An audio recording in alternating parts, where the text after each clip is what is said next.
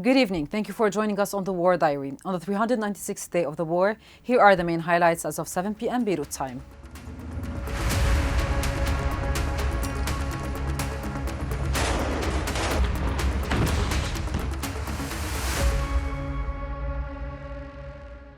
The Israeli Air Force conducted 2 airstrikes on Tuesday afternoon targeting a residential building in Jiyeh, a coastal town approximately 20 kilometers south of Beirut. Preliminary reports indicate that 7 people were injured.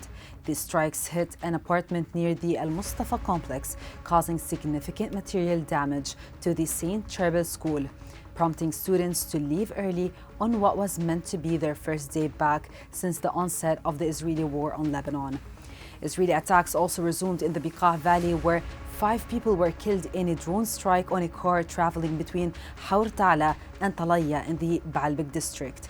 Additionally, raids targeted a coffee shop along the main road in Mashghara and areas between Sohmar and Yahmur, as well as Zaliya and Yahmur. In southern Lebanon, 3 individuals were injured in the Tir district, while a house in Deir Zahrani in the Nabati district was also struck on Tuesday afternoon.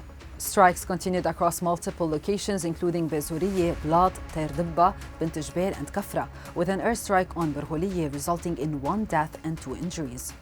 Afikhai Adraei, the Arabic-speaking spokesperson for the Israeli army, claimed that an underground infrastructure approximately 70 meters long was destroyed, along with combat equipment such as rocket launchers in rugged mountainous areas in South Lebanon, though he did not specify exact locations. He also reported finding an underground structure containing residential quarters and an arms stockpile. Meanwhile, Hezbollah announced that it targeted Israeli troop deployments on the outskirts of Maroun al-Ras, the Doviv barracks, and the Meron air base in Upper Galilee on Monday night.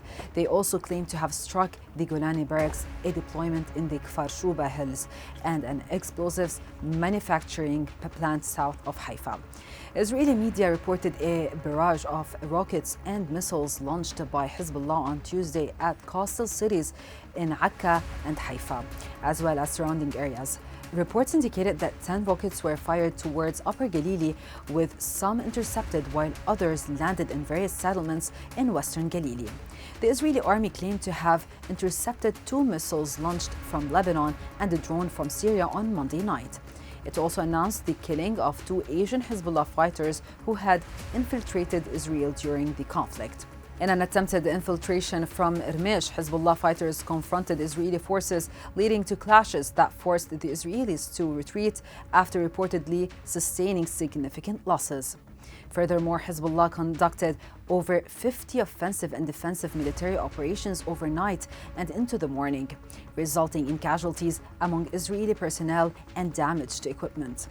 Meanwhile, Israeli Minister of Defense Yoav Gallant stated that the army is well positioned to demand that Hezbollah withdraw to the north of the Litani River. In an interview with the Financial Times, he emphasized the need to put an end to the transfer of weapons from Iran to Lebanon via Syria and Iraq. Additionally, the National News Agency reported that more than 37 localities in southern Lebanon have been demolished since the war began, with 40,000 residential buildings completely destroyed in a 3-kilometer deep zone stretching from Neura to the outskirts of Khiyam. According to the Ministry of Health, 3,002 people have been killed and 13,492 injured since the start of the war. In Gaza, the health ministry announced on Monday that Israeli forces are bombarding the last partially functioning hospital in the northern territory, while Israel has formally notified the UN of its decision to sever ties with the main aid agency for Palestinians. Rescuers and UN agencies report that hundreds have died, leaving the area critically short of essential supplies. Gaza's health ministry stated that Israeli forces are continuing to violently bombard and destroy Kamal Adwan Hospital.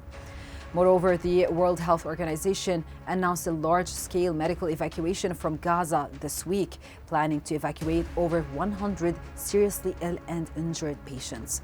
As many as 113 patients are expected to leave on Wednesday, with most heading to the United Arab Emirates and some going to Romania for specialized care. Gaza's health ministry reported that at least 43,391 people have been killed since the war began.